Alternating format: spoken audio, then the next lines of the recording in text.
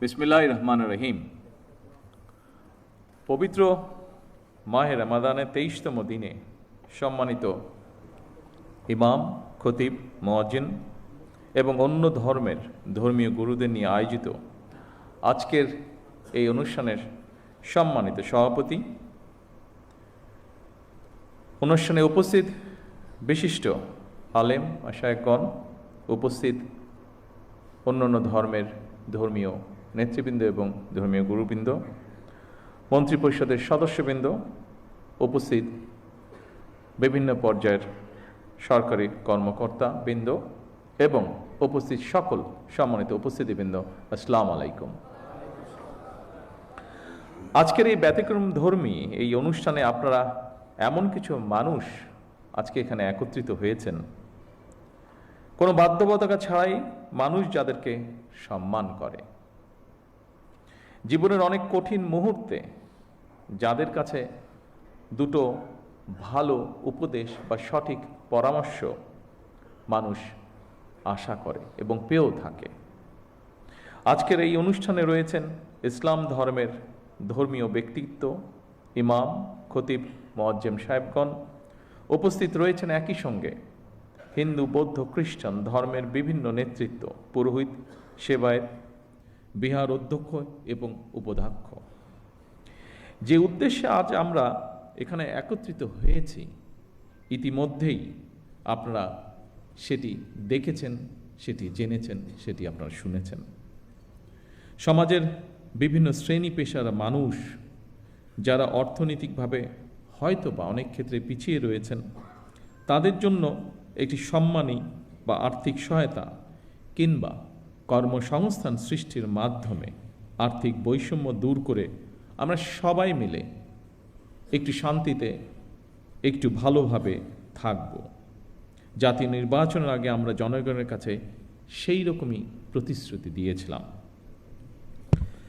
জনগণের রায়, আল্লাহর রহমতে বিএনপি সরকার গঠনের পর ভোটের কালই নখ থেকে মোচনের আগেই আমরা আমাদের সকল প্রতিশ্রুতি ধারাবাহিকভাবে বাস্তবায়নের কাজ শুরু করেছি। আলহামদুলিল্লাহ, এর জন্য আমি আল্লাহর দরবারে লাখো শুকরিয়া আদায় করি। সম্মানিত উপস্থিতিবৃন্দ, আপনারা দেখেছেন অর্থনৈতিকভাবে পিছিয়ে পড়া নারী সমাজের জন্য আমরা ইতিমধ্যেই ফ্যামিলি কার্ড চালু করেছি। পর্যায়ক্রমিকভাবে এই কার্ড সারা বাংলাদেশে 4 কোটি পরিবারের নারী প্রধান তারা প্রত্যেকে ইনশাল্লাহ পাবেন। আগামী 14ই এপ্রিল তথা 1 বৈশাখ থেকে আমরা ইনশাল্লাহ ফার্মার্স কার্ড বা কৃষক কার্ডের পাইলট প্রজেক্ট চালু করব। ইনশাল্লাহ আগামী 16ই মার্চ দিনাজপুর থেকে শুরু হচ্ছে আমাদের খাল খনন কর্মসূচি। আবারও আল্লাহর কাছে শুকরিয়া, আলহামদুলিল্লাহ, আজ থেকে খতিব, ইমাম, মুয়াজ্জিম এবং অন্য ধর্মের ধর্মীয় গুরুদের জন্য আর্থিক সহায়তা বা সম্মানী কর্মসূচির পাইলট প্রজেক্ট চালু হলো। দেশের প্রতিটি নাগরিকের রাজনৈতিক এবং অর্থনৈতিক ক্ষমতায়ন নিশ্চিত করার মাধ্যমে আমরা আমাদের দেশকে একটি শক্তিশালী ভিত্তির উপরে প্রতিষ্ঠিত করতে চাই, যাতে করে আর কোনো ফ্যাসিবাদ কিংবা তাদের তাবেদার অপশক্তি মানুষের স্বাধীনতা কেড়ে নিতে না পারে, কথা বলার অধিকার কেড়ে নিতে না পারে। আজ এই মঞ্চ থেকেও এরকম একটি কথা বলা হয়েছে যে যারা ধর্মীয় গুরু আপনারা আছেন প্রত্যেকটি ধর্মের, তারা স্বাধীনভাবে যাতে কথা বলতে পারেন সেই বিষয়ে আলোকপাত হয়েছে আজকে এখানে। আমি সবসময় বিভিন্ন সময় আমার বক্তব্যে একটি কথা বলার চেষ্টা করেছি। আমি একজন রাজনৈতিক কর্মী হিসেবে দৃঢ়ভাবে বিশ্বাস করি যে দেশের নাগরিকদেরকে যদি দুর্বল করে রাখা হয় তাহলে রাষ্ট্র কখনোই শক্তিশালী হতে পারে না। এবং সেই জন্যই আমাদের ইচ্ছা, আমাদের দর্শন, আমাদের পরিকল্পনা বাংলাদেশের নাগরিকদেরকে আমরা রাজনৈতিক এবং অর্থনৈতিকভাবে ধীরে ধীরে শক্তিশালীভাবে গড়ে তুলতে চাই, যদি আমরা রাষ্ট্রকে শক্তিশালী করতে চাই। সম্মানিত উপস্থিতিবৃন্দ, ধর্ম বর্ণ নির্বিশেষে প্রতিটি শ্রেণী পেশার মানুষ তথা প্রতিটি নাগরিকের আর্থিক সামাজিক নিরাপত্তা নিশ্চিত করার জন্য সরকার রাষ্ট্রীয় সামর্থ্যের সবটুকু দিয়ে চেষ্টা চালিয়ে যাচ্ছে এবং ইনশাল্লাহ চালিয়ে যাবে। তবে নাগরিক হিসাবে আমাদের প্রত্যেকের রাষ্ট্র এবং সমাজের প্রতি কিছু দায়িত্ববোধ অবশ্যই রয়েছে, যা সম্পর্কে আপনারা কম বেশি সকলেই নিজেরাও ধারণা রয়েছে। নাগরিক হিসেবে আমরা যদি যে যার অবস্থান থেকে রাষ্ট্র এবং সমাজের প্রতি যার যার সঠিক দায়িত্বটি পালন করি, আমি এই দেশের নাগরিক হিসাবে, একজন রাজনৈতিক কর্মী হিসাবে দৃঢ়ভাবে বিশ্বাস করে ইনশাআল্লাহ দ্রুততম সময়ের ভিতরে আমরা রাজনৈতিকভাবে এবং অর্থনৈতিকভাবে একটি সুন্দর স্বনির্ভর আমাদের প্রত্যাশিত বাংলাদেশ গড়ার কাজে এগিয়ে নিয়ে যেতে পারব। সম্মানিত ধর্মীয় নেতৃবৃন্দ, দুনিয়ার কল্যাণের পাশাপাশি আখিরাতের কল্যাণের জন্য প্রার্থনার কথা পবিত্র কোরআনে কারিমে উল্লেখ রয়েছে। ইহকালীন পরকালীন কল্যাণ বিষয়ক নির্দেশনা নিঃসন্দেহে অন্য ধর্মাবলম্বী ধর্মীয় বিধিবিধান অনুযায়ী নির্দেশিত রয়েছে। সুতরাং ধর্মীয় বিধিবিধানের আলোকেই আপনারা আপনাদের শিক্ষা, দীক্ষা ও যোগ্যতা এবং অভিজ্ঞতাকে কিভাবে আরও বেশি করে দেশ এবং জনগণের কল্যাণের প্রয়োগ করতে পারেন, সেই চিন্তা এবং চেষ্টাও অব্যাহত রাখা অত্যন্ত জরুরি এই দেশের জন্য। অর্থনৈতিকভাবে সমৃদ্ধ রাষ্ট্র মানুষের জীবনে হয়তো আর্থিক স্বাচ্ছন্দ্য নিশ্চিত করে, কিন্তু ধৈর্য, সততা, কৃতজ্ঞতা বোধ, শ্রদ্ধা, আনুগত্য, সংহতি, সহনশীলতা, উদারতা, বন্ধুত্ব, বিনয়, দায় কিংবা দয়া, এই সমস্ত বৈশিষ্ট্যগুলো অর্জন ছাড়া একজন ব্যক্তি মানবিক গুণাবলী সম্পন্ন হয়ে উঠতে পারেন না। এই ধরনের মানবিক বৈশিষ্ট্যগুলো অর্জনের জন্য ধর্মীয়, সামাজিক, নৈতিক মূল্যবোধে উজ্জীবিত হওয়া অত্যন্ত জরুরি বলে আমি মনে করি। বিশেষ করে স্বৈরাচারের পতনের পর, বিতাড়িত হয়ে যাওয়ার পর এটি সমগ্র দেশে সকল শ্রেণী, সকল বয়সের মানুষের মধ্যে আরও বেশি প্রয়োজন। বিশেষ করে আগামী দিন যারা এই দেশকে নেতৃত্ব দেবে তাদের জন্য আরও বেশি প্রয়োজন।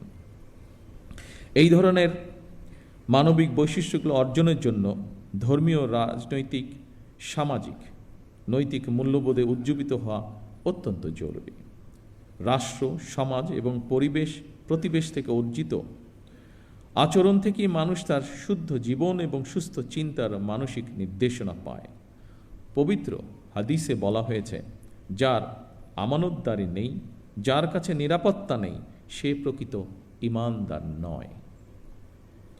যার ওয়াদা ঠিক নেই, তার কোনো ধর্মও নেই। প্রতিহিংসা এবং সহিংসতা মুক্ত একটি নিরাপদ সমাজ বিনির্মাণের ক্ষেত্রে ধর্মের এই উদার নৈতিক শিক্ষণীয় বিষয়গুলো অতুলনীয়। আমার বিশ্বাস, একটি নৈতিক সমৃদ্ধ মানব সমাজ গঠনের জন্য প্রতিটি ধর্মেই এ ধরনের ইতিবাচক বার্তা রয়েছে। সেজন্যই সম্মানিত উপস্থিতিবৃন্দ, সকল ধর্মের সম্মানিত নেতৃবৃন্দ, গুরুবৃন্দ, একটি ধর্মীয়, সামাজিক, নৈতিক মূল্যবোধে সমৃদ্ধ মানসিকতা তৈরির ক্ষেত্রে আপনাদের মতন ধর্মীয় জ্ঞানসম্পন্ন মানুষদের ভূমিকা অত্যন্ত গুরুত্বপূর্ণ। সম্মানিত ধর্মীয় নেতৃবৃন্দ, দেশে প্রায় 3.5 লক্ষ বা তার কিছু বেশি মসজিদ রয়েছে। এর বাইরে অন্যান্য ধর্মীয় প্রতিষ্ঠানগুলোও রয়েছে। আমরা সারা দেশে মসজিদ এবং এই ধর্মীয় প্রতিষ্ঠানগুলোর ধর্মীয়, সামাজিক এবং নৈতিক শিক্ষা কার্যক্রমের কেন্দ্রবিন্দুতে পরিণত করতে চাই। স্বাধীনতার ঘোষক শহীদ রাষ্ট্রপতি জিয়াউর রহমান সরকারের সময় দেশে প্রথমবারের মতন ইমাম প্রশিক্ষণ একাডেমি চালু হয়েছিল 1993 সালে, যা এখানে আমাদের আজকের একজন আলোচক উল্লেখ করে গিয়েছেন। 1993 সালে বেগম খালেদা জিয়া সরকারের সময় মসজিদ ভিত্তিক শিশু এবং গণশিক্ষা কার্যক্রম চালু হয়েছিল। বর্তমান সরকারও ইমাম মুয়াজ্জিম সাহেবদের জন্য একটি সহ অন্যান্য ধর্মগুরুদের জন্য একটি নির্দিষ্ট হারে সম্মানী ভাতা প্রদানের পাশাপাশি আপনাদেরকে আরও যোগ্যতরভাবে নেতৃত্ব দেওয়ার জন্য আরও কীভাবে রাষ্ট্রীয় উন্নয়নে আপনাদের প্রতিভাকে ব্যবহার করা যায় সেই পরিকল্পনাও গ্রহণ করার কাজে হাত দিয়েছে।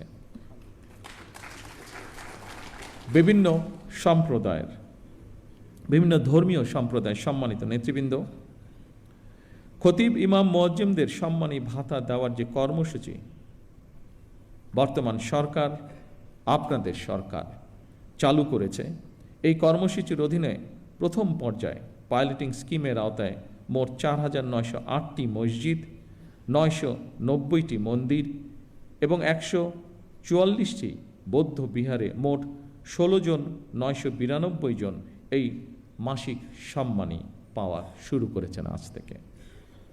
পর্যায়ক্রমিকভাবে ইনশাল্লাহ সবাইকে এই কর্মসূচির আওতায় অন্তর্ভুক্ত করা হবে।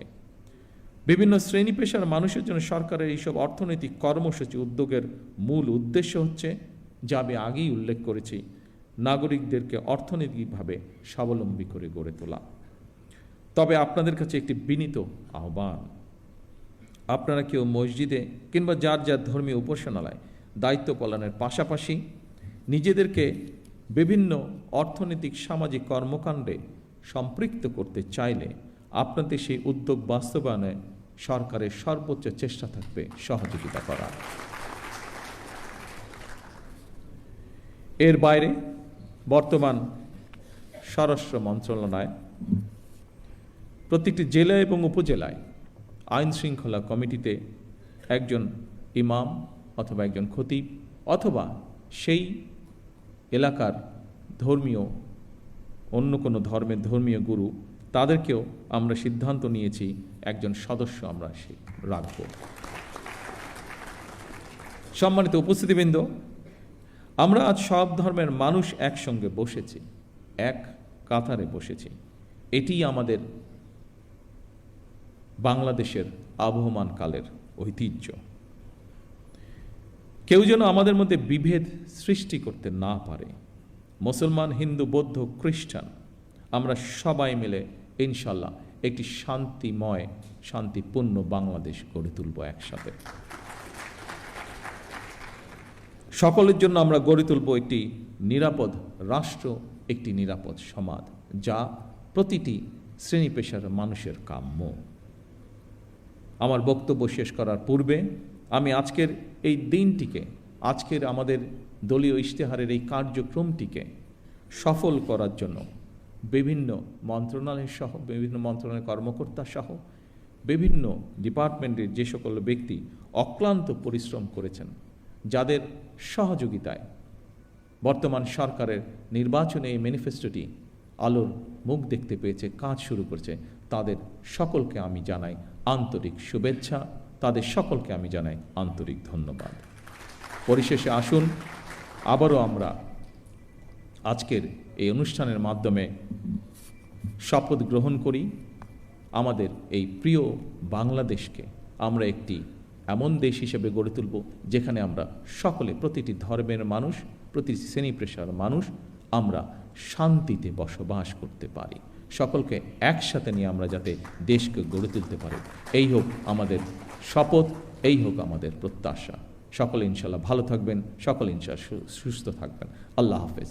বাংলাদেশ জিন্দাবাদ।